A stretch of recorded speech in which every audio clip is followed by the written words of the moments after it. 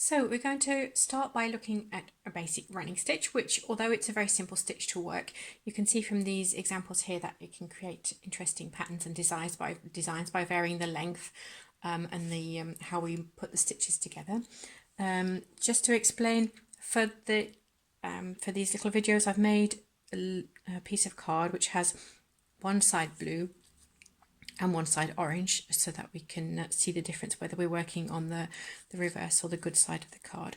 And I've also just prepared some holes already in it, and which I've numbered from 1 up to 7 to help us follow the process. So here's my thread, and I'll just show you how I put the knot in the end, because it's not difficult, but it is something that people struggle with sometimes.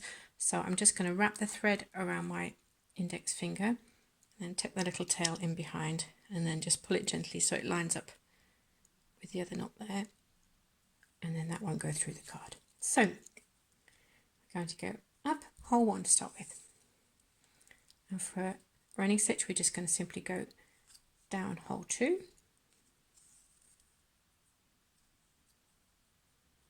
up hole 3, and